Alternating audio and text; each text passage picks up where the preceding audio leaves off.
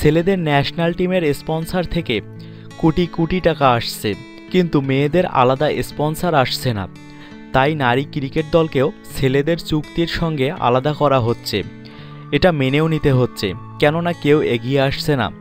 বড় বড় কোম্পানিকে আমরা বলি, কেউ আসে না।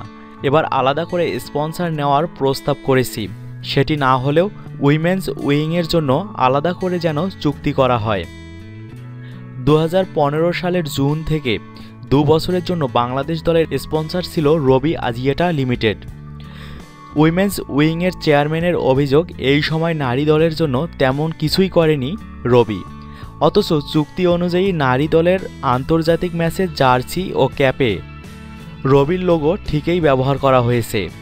রবির কাছে উইমেন্স উইংয়ের প্রয়োজনীয় সহযোগিতা আদায় করতে না পারা বিসিবির মার্কেটিং বিভাগের ব্যর্থতা কিনা, এমন প্রশ্নের উত্তর এড়িয়ে যান এম এ আউয়াল চৌধুরী। আগামী মাসেই শেষ হয়ে যাবে রবির সঙ্গে বিসিবির 2 বছরের চুক্তি।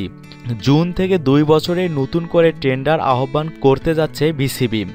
এম আউয়াল চৌধুরী চান আগের মতো ভুল না করে নারী দলের জন্য আলাদা চুক্তি করে নিতে। স্পন্সরশিপ কোম্পানিগুলোর বৈষম্যের প্রভাব পড়ছে নারী ক্রিকেটারদের বেতন ভাতায়। ছেলেদের তুলনায় মেয়েদের বেতন আকাশ পাতাল ব্যবধান।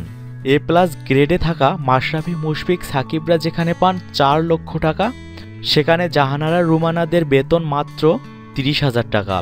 মেয়েদের এ গ্রেডের ক্রিকেটাররা পান 20,000 টাকা আর বি গ্রেডের ক্রিকেটাররা পান 10,000 টাকা করে।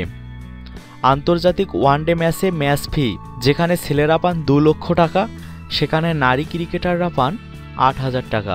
আসছে জুনের নতুন বাজেট হলে বেতন কিছুটা বাড়ানোর আশ্বাস দিয়েছে উইমেন্স উইং। স্বল্প বেতন বা নামমাত্র ম্যাচ ফি নিয়ে নারী ক্রিকেটারদের কারও মন্তব্য পাওয়া যায়নি। জাতীয় দলের কয়েকজনের সঙ্গে যোগাযোগ করা হলেও এ ব্যাপারে কেউ কথা বলতে রাজি হননি।